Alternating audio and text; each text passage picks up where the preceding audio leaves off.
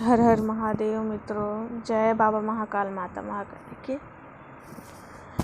कैसे हैं आप सभी। और नवरात्रि भी आ रही है, तो नवरात्रि की तैयारियां कैसे चल रही है आप सभी की। एक बार जोरों शोरों से माता रानी की जयकारा कर दीजिए सच्चे हृदय के साथ में। बोलिए माता रानी की जय हो, जय जयकार हो। तो मित्रों, नवरात्रि आने वाला है, तो इस उपलक्ष्य में हम आपको एक कहानी सुनाते हैं जो कि हमने स्वप्न में देखा था, क्योंकि हमें अक्सर स्वप्न में बहुत चीज़ों का आभास हुआ है, बहुत चीज़ें जानकारी मिली हमें, और माता रानी स्वयं साक्षात आई हैं। उस चीज़ का विवरण आप सभी को हम इस कहानी के आधार पर बताते हैं, किस प्रकार से कैसे घटित हुआ। तो कहानी इस प्रकार है, आप सभी सुनिए ध्यान से। बहुत अच्छा कहानी है, आप सभी को बहुत अच्छा लगेगा। तो मित्रों, कहानी इस प्रकार से है। यह उस समय की बात है जब हम बाहर रहा करते थे हॉस्टल में, और बाहर रह करके अपना कॉलेज का पढ़ाई कर रहे थे। तो उस समय पूजा करते थे वहीं बाहर। तो एक रोज़ की बात है जब हमें ध्यान आया कि सपने में, सुबह की बात है, करीबन 3-4 बज रहे होंगे, 4 बजे के बाद की बात ही है। तो वह इस प्रकार से घटित हुआ कहानी। स्वप्न में जो चीज़ आया वो कि हम सभी, आप सभी को जानकारी होगा कि हम सभी जो स्टूडेंट होते हैं या छात्र होते हैं, वो चाहे आप स्कूल में ले लीजिए या कॉलेज में ले लीजिए, कहीं भी बच्चों को घुमाने के लिए टूर पे बाहर ले जाया जाता है ना। तो उसी प्रकार का वहाँ पे माहौल था हमारे कॉलेज में। तो सबको कहा गया कि आप सभी आइएगा, इस समय पे निकलेंगे। तो सुबह हम निकल गए थे, करीबन 5 बजे अपने कॉलेज से हम निकल गए थे सभी लोग, एक बस में सवार होकर। और उस स्थान का नाम हमें अभी ध्यान नहीं है मित्रों, क्योंकि यह जो स्वप्न है बहुत समय हो गया, हमें उतना स्थान का ध्यान नहीं है, किंतु हम कहानी बता सकते हैं किस प्रकार से है। तो सुनिए आप सभी। हम सभी निकले तो सबके पास बॉटल, बैग्स, मोबाइल फ़ोन, आजकल तो सभी के पास हो गए हैं पहले, लेकिन हमारे पास तो फ़ोन उस समय आया जब हम कॉलेज में गए और बाहर रहना शुरू किए हॉस्टल में, तब हमें फ़ोन मिला। हमारे पास फ़ोन नहीं था जब तक हम स्कूल की पढ़ाइयाँ कर रहे थे जब तक। तो मित्रों, हम सभी करीबन निकल गए थे 50 से 1000, 150 के जंगल, घना जंगल मित्रों, घना जंगल, सुनसान एरिया था, घना जंगल था, और सड़क भी कच्ची थी। वो झटके खाते हुए मतलब लटके झटके करते हुए, है ना, झूमते हुए, जो होता है ना, हाथी चलता है झूमते हुए, उसी प्रकार से अपनी जो बस थी जहाँ पे हम सवार थे, जिसमें हम सभी जा रहे थे, वो बस उसी प्रकार से उस रोड पर चल रही थी। और एकदम कच्ची सड़क थी मित्रों, जंगल था, बहुत घना जंगल था। 100-150 के जंगल के बीच में जब हम गए, तब हमारे पास पानी नहीं था। तो हमने कहा पानी नहीं है, तो हमारे जो टीचर्स लोग थे और जो ड्राइवर थे बस के, उन्होंने देखा कि सामने पानी है, नल का ऐसे बहते हुआ लगा रहता है, बोरिंग होता है कहीं कहीं पे बीच बीच में, आप सभी को भी पता होगा जो सफ़र करते होंगे उनको। तो जंगल के बीच में एक जगह पानी ऐसे नल से पानी आ रहा था। तो वहाँ पे हम बस को रोका गया और सबको कहा गया कि आप सभी यहाँ से पानी अपने बोतल में भर लीजिए, क्योंकि आगे और भी घना जंगल आने वाला है। उसके बाद हम अपने स्थान पर पहुँचेंगे जहाँ पर हमको जाना है। ठीक है मित्रों। तो सभी उतरे बारी बारी, फिर सबने पानी भरा और सब बस में आके बैठ गए। और अंत में हम पानी भर रहे थे तो लोग कहते हैं लोगों ने कहा कि आप जल्दी आके, हमारे जो मित्र थे सहपाठी थे उन्होंने हमारे शिक्षक ने सब ने हमें कहा कि आके आप बैठिएगा बस पे, है ना, जल्दी भर लीजिए और आ जाइए। और वो सब आके बैठ गए और उनको यह लगा कि हम पानी भर के आ गए हैं और हम बैठ गए हैं, और इस प्रकार से वो सब बैठ के चले गए। और हमारा जो फ़ोन था, मोबाइल फ़ोन, वो भी हमने बस में छोड़ दिया था। हमारे पास सिर्फ एक बॉटल था और बॉटल में पानी उसी समय हम भर रहे थे। और घना जंगल था मित्रों, कोई बस्ती नहीं था, कोई लोग नहीं थे, कोई कुछ नहीं था। फिर अचानक क्या होता है, 5 मिनट हम वहीं पे बैठे रहते हैं और हम सोचते रहते हैं कि हम क्या करें, हम क्या करें, हम क्या करें। हमें कुछ समझ नहीं आ रहा था। हमारे पास फ़ोन तो था नहीं कि हम किसी को फ़ोन करते, किंतु फ़ोन भी रहता तो वहाँ पे हम फ़ोन नहीं कर पाते, क्योंकि जैसे ही हम 30 किलोमीटर जंगल में प्रवेश किए थे उसके बाद वहाँ पे नेटवर्क पूरी तरीके से बंद हो गया था। फ़ोन बिल्कुल नेटवर्क नहीं था, बिल्कुल भी आप फ़ोन में कुछ नहीं कर सकते जब तक फ़ोन में नेटवर्क ना हो। यह आप सभी को भी जानकारी है मित्रों। तो ये चीज़ हुआ था। उसके बाद हम 5 मिनट वहाँ बैठे रहे। एक महिला आती है बहुत दूर से चलते चलते, और वो पानी लेने के लिए आई वहाँ पे नल के पास। तो हम वहीं पे बैठे हुए थे, हम सोच रहे थे हम क्या करें, बहुत परेशान थे। तो महिला थी, तो हमने उनसे पूछा कि चाची जी आप यहीं की हैं, यहीं रहती हैं क्या? तो उन्होंने कहा नहीं, हम यहाँ नहीं रहते, हम यहाँ से 50 से 100 किलोमीटर के अंदर, और इससे आगे आप जाएंगे, ये जो जगह है नल है, यहाँ से 50 किलोमीटर और आगे जाएंगे, 50-70 किलोमीटर, वहाँ पे हमारा गांव है, हम वहाँ रहते हैं। तो हमने कहा ठीक है। तो उन्होंने पूछा कि आप यहाँ पे अकेले कैसे खड़ी हैं, क्या हो गया, कोई परेशानी है? तो हमने बताया अपनी समस्या कि हम सब यहाँ पे घूमने के लिए आए थे बस में, और बस हमें छोड़ के चली गई। हमारे वहाँ हमारे मित्र हैं उस बस में, हमारे जो शिक्षक हैं वो हैं, सब लोग उसी में। हमारा फ़ोन तक नहीं है हमारे हाथ में, हमें समझ नहीं आ रहा हम क्या करें और हम कहाँ जाएं, क्योंकि हमने सुना था ऐसा कि यहाँ पे कोई बस्ती नहीं है, यहाँ पे कोई गांव नहीं है इस जंगल के अंदर। तो उन्होंने बोला ऐसी बात नहीं है, यहाँ पे गांव है, बस्ती है, आप चाहें तो आप रह सकती हैं। तो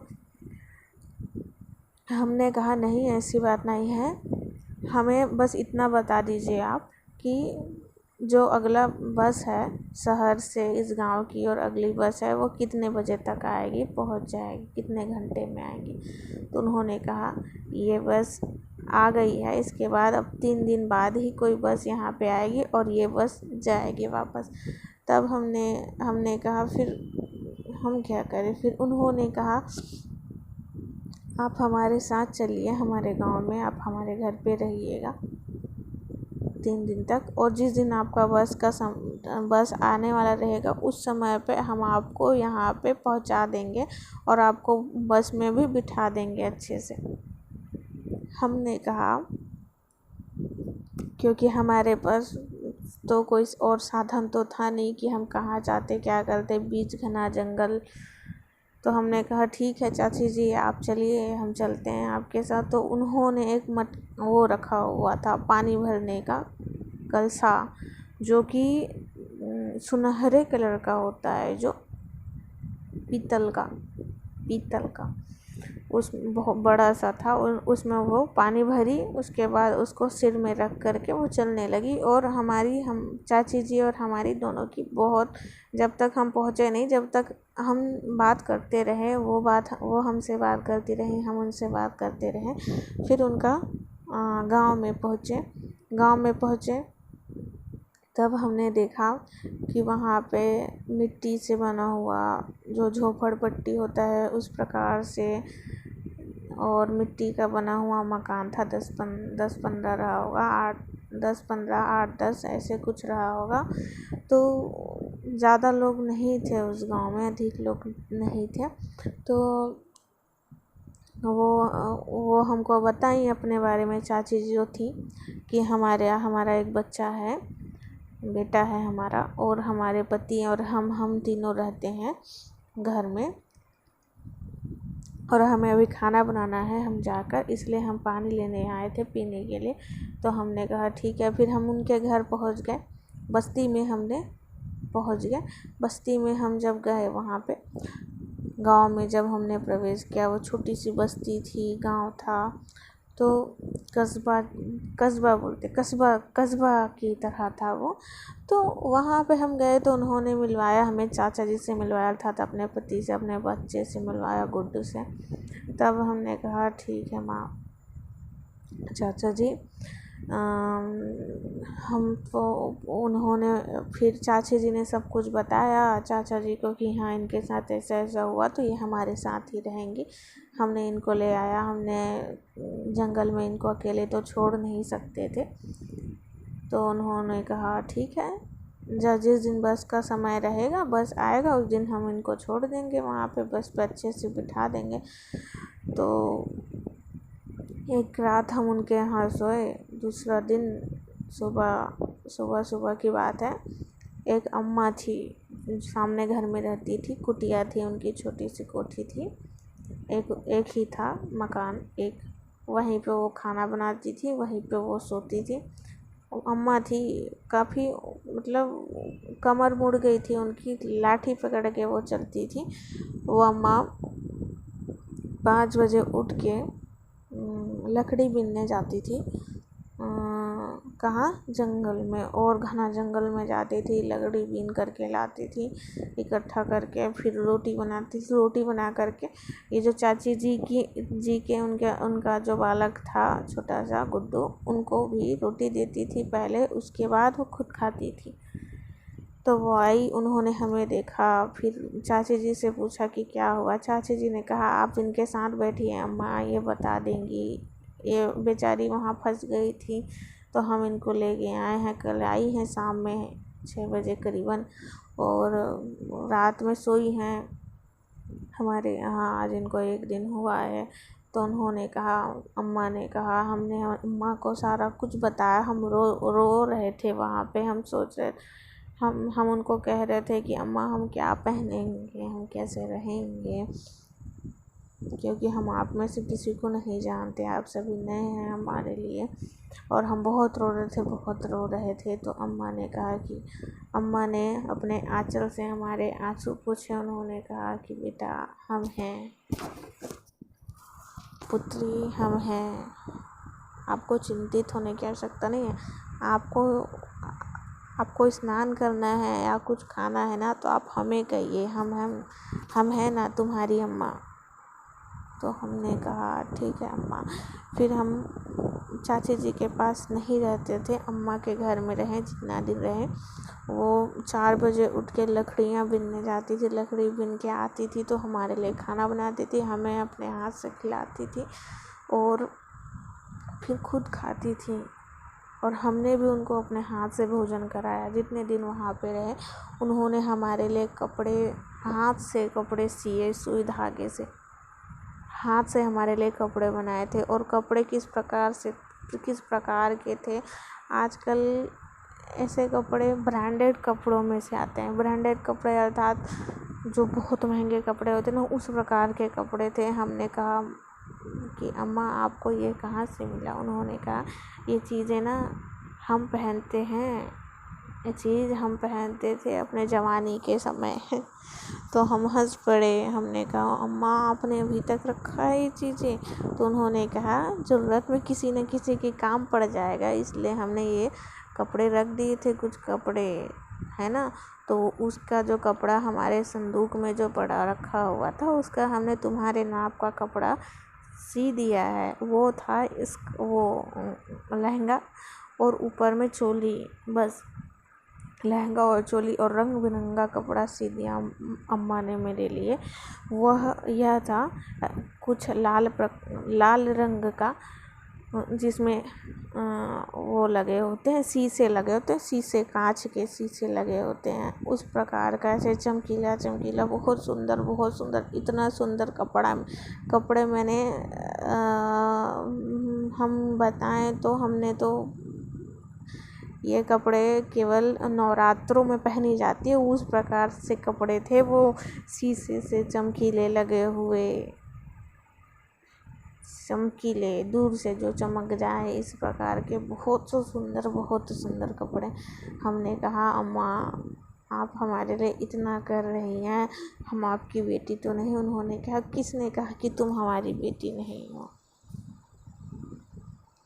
किसने कहा कि तुम हमारी बेटी नहीं हो? तुम हमारी बेटी हो, इसलिए तो हम अपनी बेटी को हमारे पास बुलाए हैं।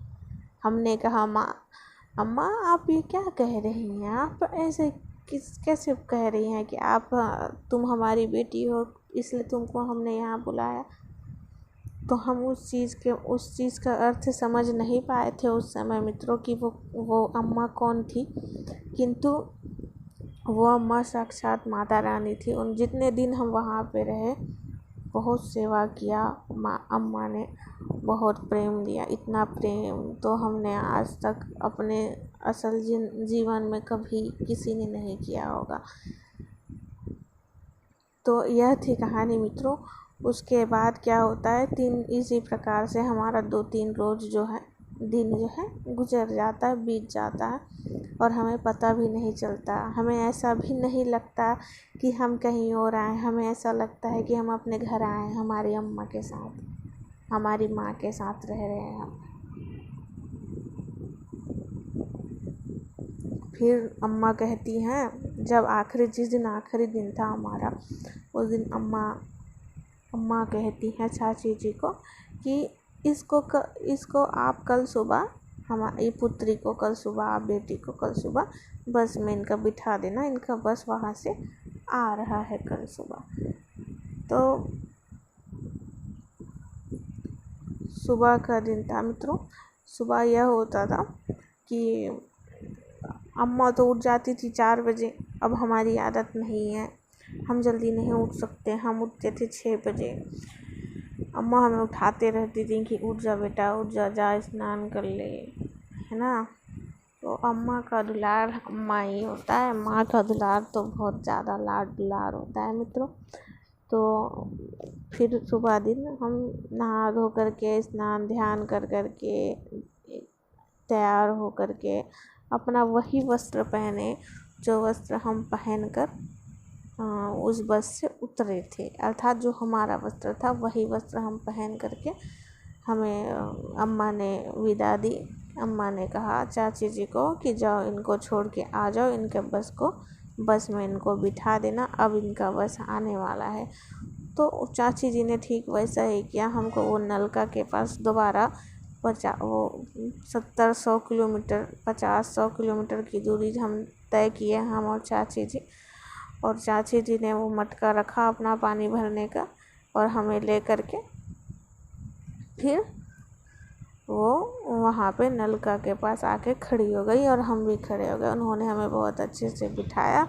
उसके बाद उन्होंने पानी भरा, पानी भर के वो 10 कदम चले। 10 कदम चलने के बाद वो गायब हो गई मित्रों। ठीक है मित्रों। और हमारा जो समूह था, हमारे जो मित्रगण थे, सहपाठी थे, हमारे जो गुरुजन थे वहाँ पे, शिक्षक, वो सब हमें देख के अचंभित होकर हमें देख रहे थे। हमें कह रहे थे कि आप 3 दिन तक कहाँ थी, कहाँ रही? तो हमने कहा यहाँ से 100 किलोमीटर आगे आप जाएंगे, नल से एक रास्ता गया हुआ है, अंदर रोड, वहाँ से सीधा रोड गया हुआ है, वहाँ जाएंगे आप। तो वहाँ एक छोटी सी बस्ती है, कस्बा गांव है, गांव बस्ती, वहाँ पे हम रहे हैं 3 दिन। तो कोई विश्वास नहीं किया। सब लोग ये चर्चा करने लगे कि यहाँ इस जंगल में, इतना बड़ा भरा हुआ घना जंगल है, इस जंगल में तो कोई गांव नहीं है, कोई कस्बा नहीं है, कोई बस्ती नहीं है, तुम थी कहाँ पे? और हम पीछे पलट के देखे तो पीछे वही 10 कदम उन्होंने चली होंगी चाची जी। उसके बाद चाची जी भी गायब हो गई मित्रों। ठीक है मित्रों। तो वो माता रानी थी, कोई और नहीं थी मित्रों। तो सभी सच्चे हृदय से कह दीजिए जय जयकार हो माता रानी की, जय जयकार हो मेरी अम्मा की। ठीक है मित्रों। नवरात्रि की बहुत शुभकामनाएं और हृदय से आप सभी हृदय से माता रानी को मानिए हृदय से, क्योंकि आप भक्ति में ही शक्ति है मित्रों, और किसी चीज़ में कोई शक्ति नहीं है। आप इतना जान लीजिए मित्रों। क्योंकि जो माता रानी, जो अम्मा हमें स्वप्न में आके साक्षात दर्शन दे सकती हैं, हमें हर जगह दर्शन दे सकती हैं, हमारे साथ हर जगह हो सकती हैं, हर स्थान पर हो सकती हैं मित्रों, वो कुछ भी कर सकती हैं मित्रों। ठीक है मित्रों, जय बाबा महाकाल, माता महाकाली की।